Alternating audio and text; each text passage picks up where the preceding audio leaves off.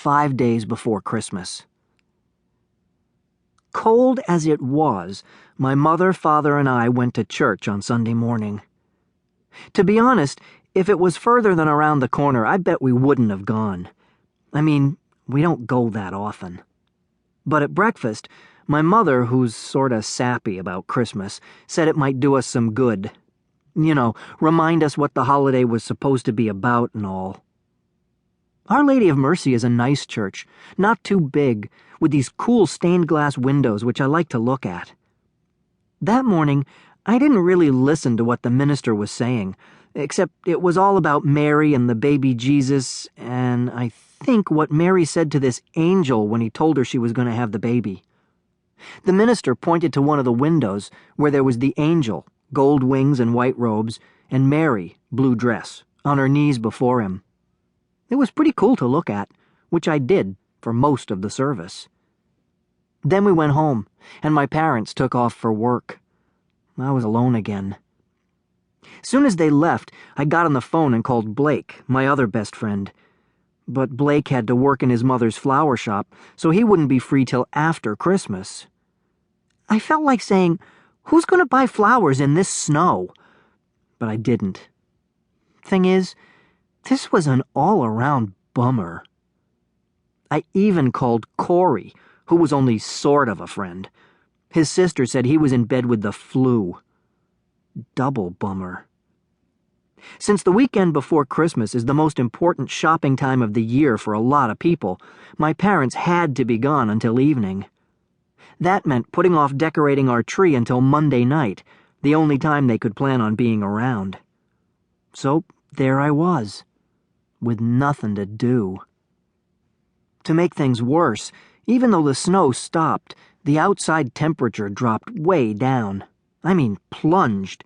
Everything froze like an old piece of meat in the back of the freezer compartment. By late afternoon, I was bored out of my mind, staring out the living room window onto the icy street below. The parked cars, mostly buried in drifts, reminded me of the backs of whales. For walking, there were only narrow paths that had been dug out through the blowing snow. Daggers of ice hung from doorways, windows, and garbage pails. Sometimes they fell as the wind whipped the streets. I could see them shatter. The few people out were wrapped in coats, caps, mufflers, gloves, and boots. The way they moved reminded me of lost balloons in a stormy sky. I mean, it was one of those days where you think, hey, I'm snug and safe. Nothing in the world can touch me. With the tip of my index finger, I wrote on the inside frost of the window glass, "Merry Christmas." No one bothered to look up. Then I realized that if they did look, the letters would have read backwards anyway.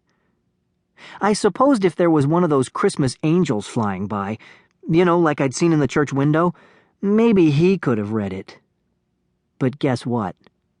I didn't exactly see him.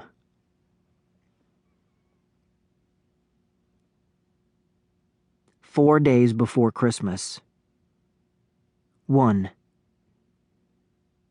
Monday morning, just before my parents went off to work, a call came saying there would be an exterminator coming. It happened once a year.